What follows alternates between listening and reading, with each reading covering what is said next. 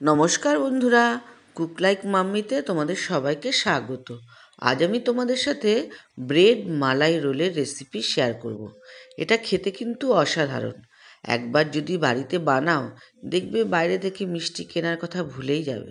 আমার এই রেসিপিটা যদি তোমাদের ভালো লাগে তবে লাইক করো, শেয়ার করো আর আমার চ্যানেলটা সাবস্ক্রাইব করে আমার পাশে থেকো। তাহলে চলো আমার রান্নাঘরে, আমি এটা কিভাবে বানাচ্ছি দেখে নিই। Missing someone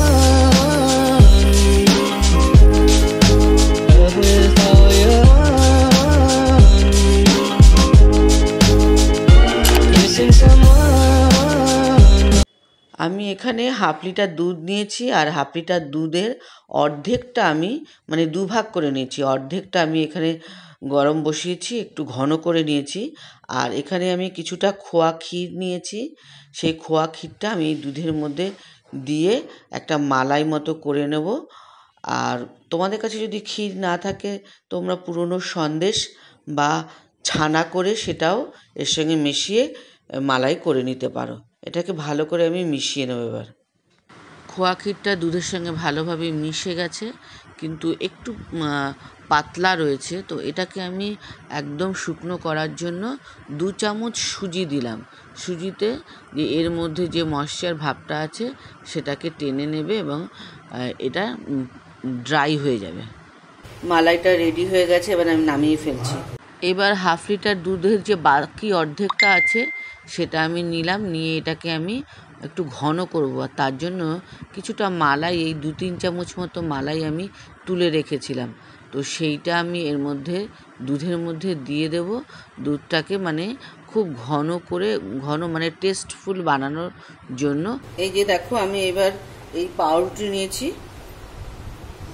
এবার এই পাউরুটিগুলোর এই সাইডগুলোকে আমি এই ধারগুলোকে কেটে নেব। আর এই ধারগুলো কিন্তু ফেলবো না, এটা দিয়ে আমি ব্রেড ক্রাম্পস বানাবো পরে।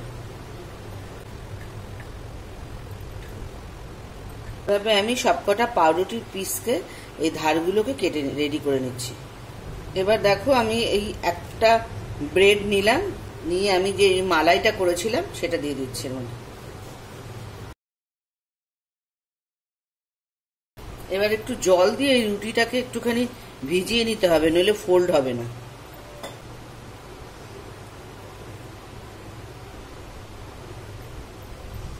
যেহেতু ব্রেডটা খুব সফট হয়, তাই এই ধারগুলোকে এভাবে একটু জল দিয়ে এর মুড়ে দিলে এটা কিন্তু রোলের মতো হয়ে যাবে।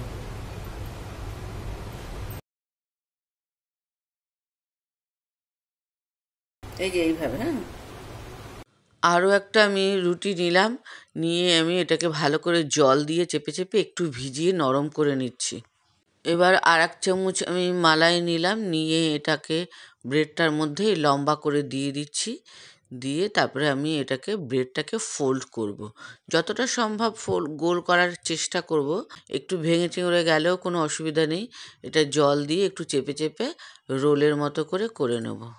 এই যে এইভাবে। এই যে দেখো, আমি 3 পিস ব্রেড নিয়েছি, নিয়ে এটাকে আমি এইভাবে করেছি রোল।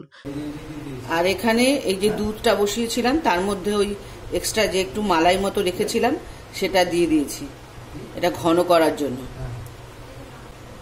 এটা দেখো ঘন হয়ে গেছে অনেকটা, আর আমি টানাবো না এটাকে। এবার আমি এই দুধটাকে ব্রেডগুলো রেখেছি তার উপরে দিয়ে দিচ্ছি।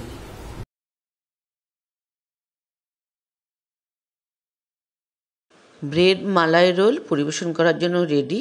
তোমরাও এটা এভাবে বাড়িতে বানাবে, আশা করি সবার খুব ভালো লাগবে। আর যদি ভালো লাগে তবে লাইক করো, শেয়ার করো আর আমার চ্যানেলটা সাবস্ক্রাইব করে আমার পাশে থেকো।